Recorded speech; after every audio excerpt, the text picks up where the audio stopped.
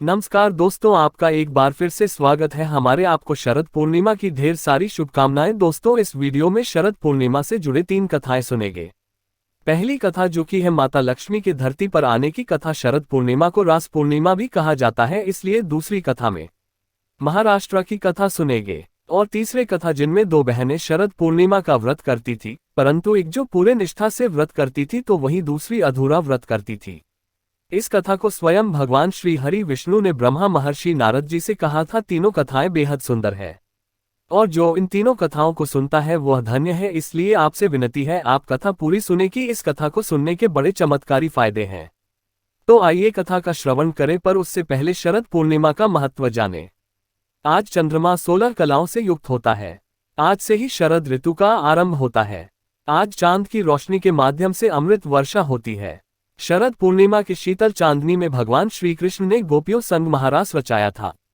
शरद पूर्णिमा के रात्रि के समय माता लक्ष्मी का विशेष पूजन किया जाता है तथा चंद्रमा की चांदनी में गाय के दूध से बने खीर रखी जाती है, जिसे ग्रहण करने से अमृतपान संपन्न होता है।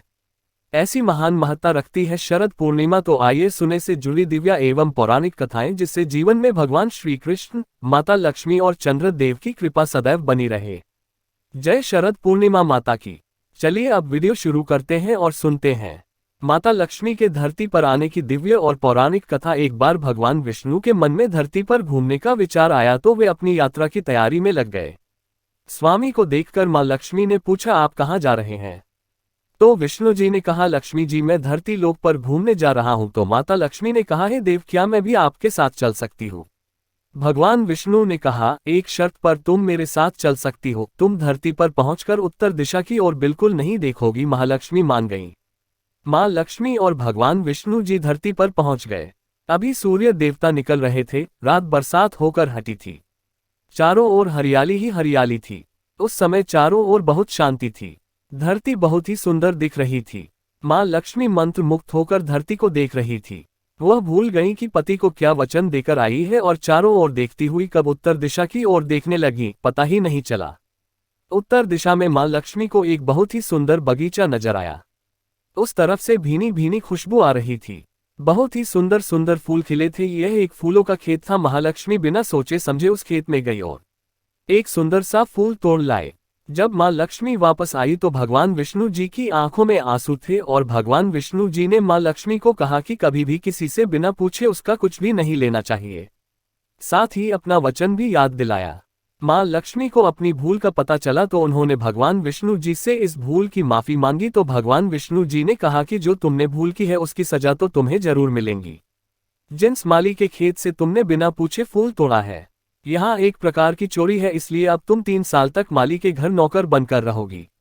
उसके बाद मैं तुम्हें वैकुंठ में वापस बुलाऊंगा। मां लक्ष्मी ने चुपचाप सर झुकाकर हाँ कर दी। महालक्ष्मी एक गरीब औरत का रूप धारण करके उस खेत के मालिक के झोपड़े में गई। उसके मालिक का नाम माधव था। माधव की बीवी, 2 बेटे और 3 बेटियां थीं। सभी उस छोटे से खेत में काम करके किसी तरह से गुजारा करते थे। महालक्ष्मी जब एक साधारण और गरीब औरत बनकर जब माधव के झोपड़े पर गई तो माधव ने पूछा, बहन तुम कौन हो और इस समय तुम्हें क्या चाहिए? तब मां लक्ष्मी ने कहा, मैं एक गरीब औरत हूं, मेरी देखभाल करने वाला कोई नहीं है। मैंने कई दिनों से खाना भी नहीं खाया है। मुझे कोई भी काम दे दो, साथ में मैं तुम्हारे घर का काम भी कर दिया करूंगी। बस मुझे अपने घर में एक कोने में बसेरा दे दो। माधव बहुत ही अच्छे दिल का मालिक था। उसे दया आ गई, लेकिन उसने कहा, बहन मैं तो बहुत ही गरीब हूँ। मेरी कमाई से मेरे घर का खर्च मुश्किल से चलता है, लेकिन अगर मेरी 3 की जगह 4 बेटियां होती तो भी मैंने गुजारा करना था। अगर तुम मेरी बेटी बनकर जैसा रूखा सूखा हम खाते हैं उसमें खुश रह सकती हो तो बेटी अंदर आ जाओ। माधव ने मां लक्ष्मी को अपने झोपड़े में शरण दे दी। मां लक्ष्मी 3 साल उस माधव के घर पर नौकरानी बनकर रही। जिस दिन महालक्ष्मी माधव के घर आई थी, उससे दूसरे दिन ही माधव को फूलों से इतनी आमदनी की, उसने शाम को एक गाय खरीद ली। धीरे धीरे माधव बहुत अमीर होने लगा। उसने काफी जमीन खरीद ली और एक बहुत बड़ा मकान बनाया। माधव हमेशा सोचता था कि मुझे ये सब इस महिला के आने के बाद मिला है। इस बेटी के आने से मेरी किस्मत चमक गई है। वहीं मां लक्ष्मी अभी भी घर में और खेत में काम करती थी। एक दिन माधव जब अपने खेतों से काम खत्म करके घर आया तो उसने अपने घर के सामने दीवार पर एक देवी स्वरूप गहनों से लदी एक औरत को देखा। ध्यान से देखकर पहचान गया, अरे ये तो मेरी मुंह बोली चौथी बेटी यानी वही औरत है। तब उसे ज्ञात हुआ कि यह तो माँ लक्ष्मी है। अब तक माधव का पूरा परिवार बाहर आ गया। सब हैरान होकर माँ लक्ष्मी को देख रहे थे। माधव बोला, हेमा हमें माफ करो, हमने अनजाने में आपसे अपने घर और खेत में काम करवाया। अब माँ लक्ष्मी मुस्कुराई और बोली, माधव तुम बहुत ही अच्छे और दयालु व्यक्ति हो, तुमने मुझे अपनी बेटी की तरह रखा। इसके बदले मैं तुम्हें वरदान देती हूँ कि तुम्हारे पास कभी भी खुशियों और धन की कमी नहीं रहेगी। तुम्हें सारे सुख मिलेंगे जिसके तुम हकदार हो। और फिर माँ अपने स्वामी के द्वारा भेजे रथ में बैठकर वैकुंठ चली गई। इस कहानी में माँ लक्ष्मी का संदेशा है कि जो लोग दयालु और साफ दिल के होते हैं, मैं वही निवास करती हूँ। हमें सभी मानवों की मदद करनी चाहिए। आइए दोस्तों, अब सुने शरद पूर्णिमा की दूसरी कथा। शरद पूर्णिमा की रात को भगवान श्री कृष्ण ने किया था महारास। इस दौरान 6 माह तक चंद्रमा एक जगह स्थिर रहा। महारास के समय चंद्रमा से जो अमृत रस गिरा वो एक सरोवर में मिल गया जो चंद्र सरोवर कहलाया। अश्विन मास की पूर्णिमा को शरद पूर्णिमा के अलावा रास पूर्णिमा भी कहा जाता है। रास पूर्णिमा इसलिए क्योंकि इस दिन भगवान श्री कृष्ण ने गोपियों के साथ मिलकर महारास किया था।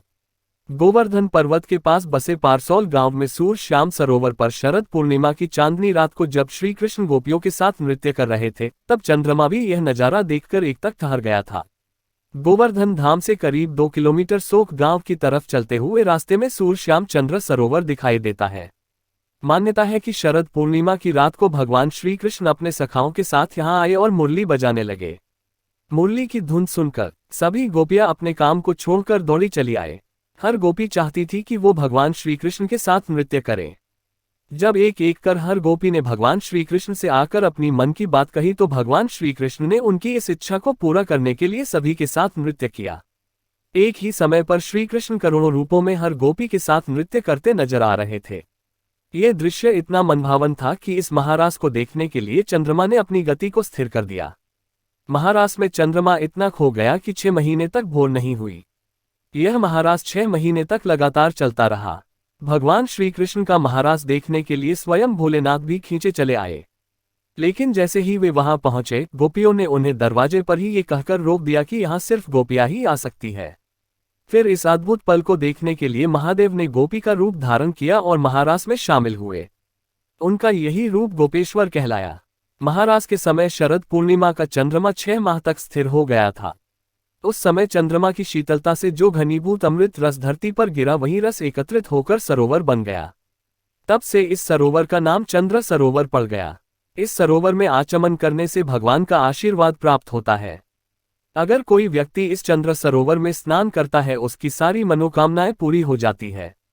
अब तीसरी कथा एक समय के बाद है। नारद मुनि नारायण नारायण कहते हुए विष्णु लोक पहुंचे और भगवान श्रीहरि विष्णु जी की स्तुति वंदना भक्तिपूर्वक भाव से करने लगे। तब भगवान विष्णु जी ने पूछा, हे मुनिश्रेष्ठ, आपने किस कारण मुझे याद किया है? नारद जी ने उत्तर में कहा कि हे प्रभु, मैं मृत्युलोक से आ रहा हूँ, वहां मानव अत्यंत दुखी हैं। हे प्रभु, वे इस दुख से कैसे मुक्त हो? आप कोई उपाय बताएं। तब भगवान श्री विष्णु जी ने कहा, सभी पूर्णिमा में उत्तम शरद पूर्णिमा का व्रत व पूजन जो भक्त करता है, अन्यथा उसकी कथा सुनता है, वह सभी दुखों से मुक्त होकर जीवन में धन धान्य से संपन्न होता है। इसकी कथा ध्यानपूर्वक सुनो। मथुरा नगरी में सुभद्रा नामक एक ब्राह्मणी थी। वह शरद पूर्णिमा का व्रत रखती थी। भगवान उसकी भक्ति भाव से प्रसन्न होकर उसे इच्छित वरदान देते हुए कहा कि इसकी विधि विधान सबको बताए। भगवान के आज्ञा का पालन करते हुए वह ब्राह्मणी एक साहूकार को इस व्रत की विधि बताती है। सुभद्रा कहने लगी कि एक लकड़ी के पटरे के ऊपर एक लोटा पवित्र जल रखें। रोली से इस लोटे पर स्वास्थ्य का चिन्ह बनाएं। इसके बाद पीतल के पात्र में गेहूं के दाने भरकर रखें। इस पात्र में दक्षिणा भी रखकर स्वयं तिलक करें। इसके अनंतर शक्कर और मेरे को संभाग में मिलाकर 6 पेड़े बनाएं। पूजा में एक पेड़ा भगवान को चढ़ाए, फिर एक पेड़ा स्वयं ग्रहण करें। तीसरा पेड़ा अपने भांजे या जमाई को दे और चौथा पेड़ा अपनी सहेली से बदले जो यह व्रत करती हो, अन्यथा इस पेड़े को किसी मंदिर में रखा। ये 5वां पेड़ा अपने घर के सभी सदस्यों में वितरित करें। अब छठे पेड़े के 6 भाग बनाएं। इनमें से एक तुलसी मैया को चढ़ाएं, दूसरा गाय माता को खिलाएं, तीसरा अहीर को दे, चौथा गर्भवती महिला को खिलाए, 5वां बालक को दे और छठा कुंवारी कन्या को खिलाए। लोटे में भरे जल से चंद्रोदय के समय चंद्रमा को अर्घ्य देती साहूकार ने ये शरद पूर्णिमा व्रत की विधि अपनी पत्नी से कहा। तो वह ये शरद पूर्णिमा का व्रत करने लगी, जिसके फलस्वरूप साहूकार के यहाँ 2 पुत्रियों का जन्म हुआ। बड़ी बेटी का नाम सावित्री रखा गया और छोटी बेटी का नाम चंद्रमुखी। दोनों जब बड़ी हुई तो उनका विवाह संपन्न घराने में कर दिया गया। बड़ी बहन सावित्री पूरे विधि विधान से शरद पूर्णिमा का व्रत रखती थी, तो वहीं छोटी बहन चंद्रमुखी अधूरा व्रत रखती थी। इसके फलस्वरूप बड़ी बहन सावित्री को संतान प्राप्ति हुई तो छोटी बहन चंद्रमुखी को नहीं, चंद्रमुखी के संतान जन्म लेते ही मृत्यु को प्राप्त होते। तब चंद्रमुखी ने अपने मृत संतान को एक पट्टे पर लेटा दिया। संयोगवश उसी समय बड़ी बहन सावित्री चंद्रमुखी के घर आई। मरे हुए बच्चे को देखकर सावित्री ने मन ही मन भगवान का नाम लेते हुए उस बच्चे पर अपना हाथ फेरा तो वह बच्चा जीवित हो उठा। चंद्रमुखी के खुशी का ठिकाना ना रहा। उसे शरद पूर्णिमा के व्रत की शक्ति समझ आई। उसे अपनी गलती का एहसास हुआ और उसने भगवान से क्षमा याचना की कि आज से ऐसी गलती नहीं होगी। तभी गांव में हाहाकार मच गया कि जो कोई इस शरद पूर्णिमा के व्रत को पूरे विधि विधान से करता है उसे संतान सुख प्राप्त होता है, संतान की वृद्धि होती है, मनोवांछित फल की प्राप्ति होती है। भक्तों, ये थे शरद पूर्णिमा से जुड़ी कथाएं। आशा है आपको आज की हमारे यहाँ प्रस्तुति अच्छी लगी। शरद पूर्णिमा की कहानी। एक साहूकार था, उसकी 2 बेटियां थीं, वो दोनों ही पूर्णिमा का व्रत करती थी। बड़ी बेटी हमेशा अपना व्रत पूरा करते और छोटी बेटी हमेशा व्रत को अधूरा छोड़ देती। साहूकार ने अपनी दोनों बेटियों का विवाह बड़ी धूमधाम से किया और कुछ समय के बाद दोनों गर्भवती हुई और दोनों ने बच्चों को जन्म दिया। बड़ी बेटी के तो पुत्र हुआ, लेकिन छोटी बेटी की संतान होते ही मर गई। इसके बाद जब भी छोटी बेटी को कोई संतान होती वो होते ही मर जाती। साहूकार की छोटी बेटी संतान की मृत्यु से बहुत दुखी हो गई। उसने पंडितों से इसका कारण पूछा तो पंडितों ने बताया कि तुम हमेशा अधूरा व्रत करती हो, इसके कारण तुम्हारी संतान नहीं बचती। अगर तुम पूर्णिमा का व्रत पूरे विधि पूर्वक पूरा करोगी तो तुम्हारी संतान जीवित रहेगी। उसने पंडितों की कही अनुसार पूर्णिमा का व्रत पूरे विधि पूर्वक पूरा किया। उसके बाद उसे एक लड़का हुआ, परंतु वो भी होते ही मर गया। उसने अपनी मरे हुए लड़के को एक पट्टे पर लेटाया और फिर उसे चादर उड़ा दी और फिर वो अपनी बड़ी बहन के पास गई और उसे बुला लाई। उसकी बहन जैसे ही उसके घर, उसने अपनी बहन को बैठने के लिए वही पट्टा दे दिया। बहन जैसे ही पट्टे पर बैठने लगी तो उसका घाघरा उस बच्चे को छू गया। घाघरा छूते ही वो बच्चा जीवित हो गया और रोने लगा। तब उसकी बड़ी बहन बोली, तू मुझ पर कलंक लगाना चाहती थी, मेरे बैठने से तेरा बच्चा मर जाता। तो तब छोटी बहन ने कहा, ये तो पहले से ही मरा हुआ था, तेरे पुण्य से ये जीवित हो गया, तेरे भाग्य से इसका पुनर्जन्म हुआ है। बच्चे की आवाज सुनकर छोटी बहन बहुत खुश हुई और उसने अपनी बड़ी बहन से कहा, तू पूरा व्रत करती थी और मैं अधूरा, इसलिए तेरे ऊपर हमेशा भगवान की कृपा हुई और मेरे अधूरा व्रत करने के कारण मुझे दोष लगा और मेरी संतान कभी जीवित नहीं रहती थी।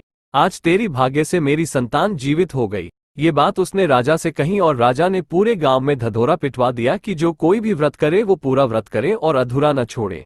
तो ये थी शरद पूर्णिमा की व्रत कथा। आपको ये कहानी कैसी लगी? आज के लिए बस इतना ही। धन्यवाद।